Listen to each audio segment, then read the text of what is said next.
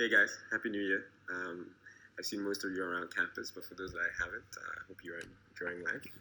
This is obviously a big year for you guys and for us as AOU as you transition from your 3 or 4 year journey here to become alumni, to become professionals, grad students, entrepreneurs. You choose multiple paths over the next 40 years of your life, and we're excited to support you in that journey as well.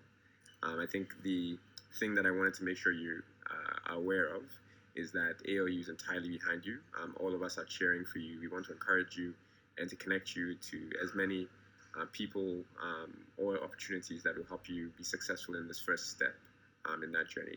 I think it's important to recognize that success wouldn't be determined just by you accessing an opportunity, but also you thriving there. So whether you become a grad school student or you get into your first job or you get into an entrepreneurial position, really want to make sure that you have been able to do all the thinking, build up your network so you're successful as you go along that journey and several steps thereafter. So what I wanted to do in this first video, share with you a couple of insights about how you could approach the next 100 days as an entire class, not just those in June.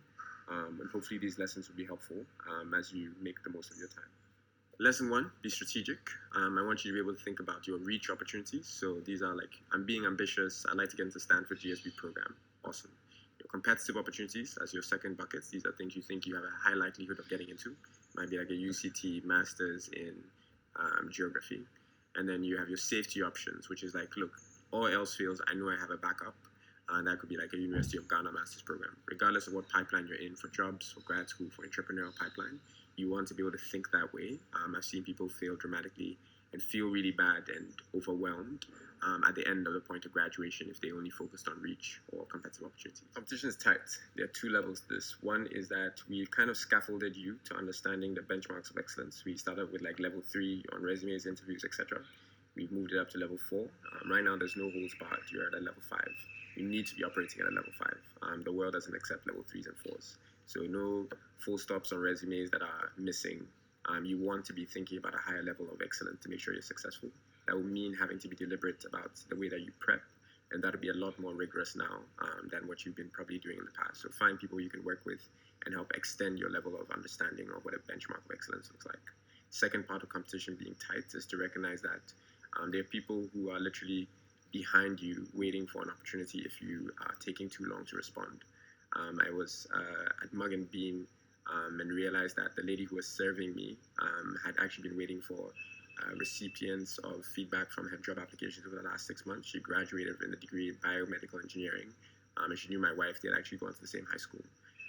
That moment just is really striking, and remembering that for every employer that you are stretching, that employer is thinking about the person at Mug and Bean who's just as capable. So you really want to be decisive in this process. Lesson 4, take it as a class. When I graduated from college, roughly about 40% of my class graduated with jobs in hand and knowing where they were going. And the rest of the class was in exuberance because they had graduated, but also in a lot of disarray and anxiety. It was very clear that some people had been very deliberate about making sure they actually found opportunities. That was mostly the international students because we knew our visas were going to get up. And so you want to be deliberate about that process. I can tell you for sure that over the next few months, while things might feel calm and you might only be focusing on a dissertation right now, that might seem like everything.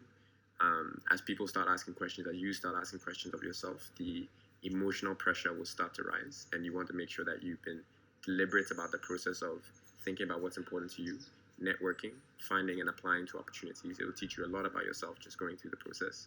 So be deliberate, schedule time in your calendar, and take it as a class. I wish somebody had told me that your first job does not define you. I think that's a myth for many people graduating from college, because we think that if we choose one path now, that's the only path that we can ever be on. And that's not true at all in the world. You have many opportunities to pivot and to change directions, change careers, change functions, whether that means going to grad school or finding a job through your network.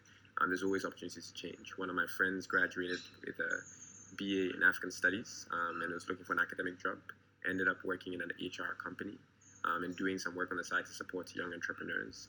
She's now in grad school at Tuck, which is Dartmouth's business school, and she's actually focused on her passion. She's found out to be HR for startups. She would not have known that if she didn't go down that path and got that kind of exposure. And that was not a path that she was intending to go on either. It kind of just fell in her lap. So be intentional about thinking about the fact that your first job does not define you. Break that myth for yourself and you'll be successful.